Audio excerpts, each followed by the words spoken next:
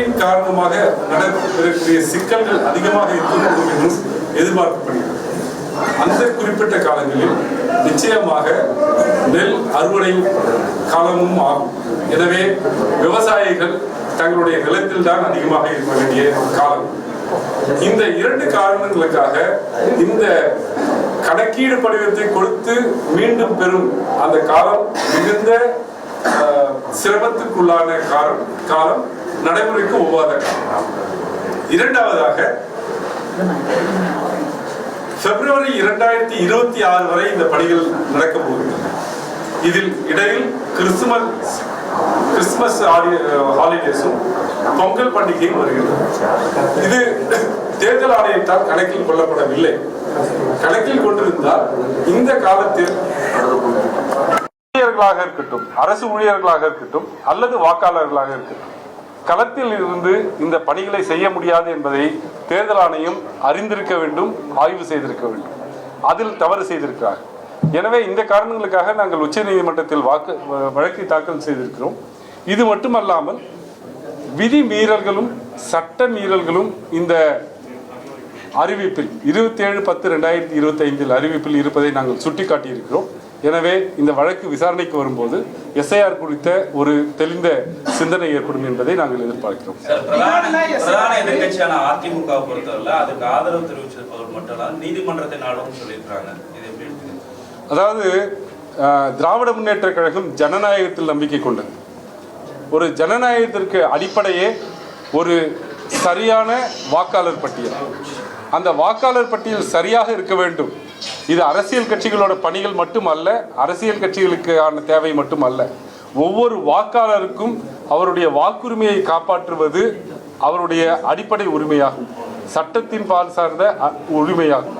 அதை பாதுகாக்க வேண்டும் என்பது திமுகவுடைய எண்ணம். அதற்காகத்தான் நாங்கள் இதற்காக போராடுகிறோம். ஜனநாயகத்தில் நம்பிக்கை இல்லாத அதிமுக அப்படித்தான் செய்வார்கள். அப்படி அவர்கள் உச்ச நீதிமன்றம் செல்ல வேண்டும் என்றால் அது அவர்களுடைய உரிமை. அதை உச்ச நீதிமன்றம் சரியாக பதிலளிக்கும். போதிய கால அவகாசம் இல்லை.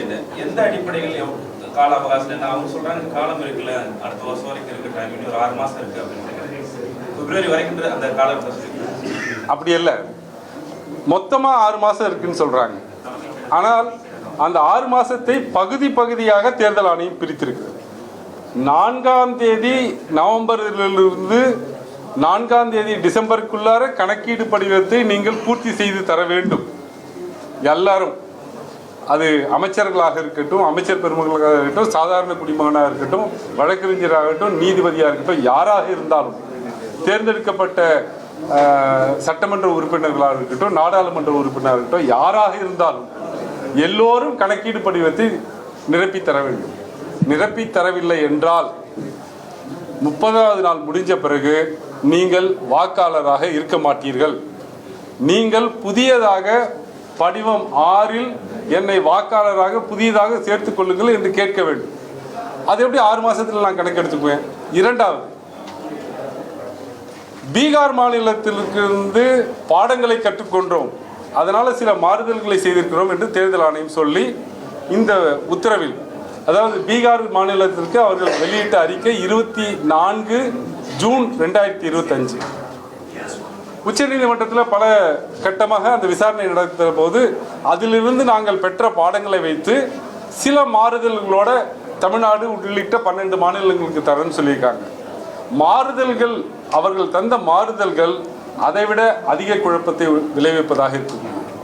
உதாரணத்துக்கு சொல்ல போனால், பீகாரில் கணக்கீடு படிவத்தோடு சேர்த்து ஆவணங்களை தரணும். ஆனால் தமிழ்நாடு மற்றும் 12 மாநிலங்களில் கணக்கீடு படிவத்தை மட்டும் நீங்கள் பூர்த்தி செஞ்சு கொடுத்தா போதும். வரைவு வாக்காளர் பட்டியல் வெளியிட்ட பிறகு, அதாவது 7/12/2025 அன்னைக்கு டிராஃப்ட் எலக்டோரல் ரோல் வெளியிடுவாங்க. வரைவு வாக்காளர் பட்டியல் வெளியிட்ட பிறகு இஆர்ஓ என்று சொல்லக்கூடிய ஒவ்வொரு சட்டமன்ற தொகுதிக்குமான வாக்காளர் பதிவு அதிகாரி நோட்டீஸ் கொடுப்பார். நீங்கள் கொடுத்த எனுமரேஷன் ஃபார்மில் எனக்கு திருப்தி இல்லை, அது எங்கள் டேட்டா பேஸோடு ஒத்து போல, அந்த டேட்டா பேஸ் எதுன்னு யாரும் சொல்லலை, இந்த டேட்டா பேஸோடு உங்களுடைய பெயர் ஒத்து போகவில்லை, எனவே நீங்கள் பிறப்பு சான்றிதழ் கொடுங்கள் இருப்பிடச் சான்றிதழ் கொடுங்கன்னு யாரை வேணாலும் கேட்கலாம். யாரை கேட்பாரு, எப்போ கேட்பாரு, அதுக்கான நோட்டீஸ் ஃபார்ம் என்ன, எந்த ஃபார்மில் திருப்பி தரணும், யாருக்கிட்ட தரணும், பிஎல்ஓ வந்து வாங்கிட்டு போவாரா, இஆர்ஓ ஆஃபீஸ்க்கு இவங்களே கொண்டு போய் தரணுமா என்ற கேள்விகளுக்கு எந்த விளக்கமும் இந்த 27/10/2025 அறிவிப்பில் சொல்லப்படவில்லை. அப்ப என்ன பண்ணுவாங்க? இதற்கு அண்ணா திராவிட முன்னேற்ற கழகமோ அல்லது பிஜேபியோ இதை சரி என்று சொல்லக்கூடிய இந்த கட்சிகள் எப்படி இதை சரின்னு சொல்லுவாங்க? இதற்கான விளக்கத்தை யாராவது கேட்டு பெற்றார்களா? யாரும் கிடையாது. எனவே இந்த வழிமுறை 27/10/2025 கொடுக்கப்பட்ட வழிமுறை அதிக ஓட்டுக்களை நிச்சயமாக நீக்குவதற்கு வழிகாட்டும். இதே மாதிரி ஒரு பீகார்லயும் நடந்தது. சுப்ரீம்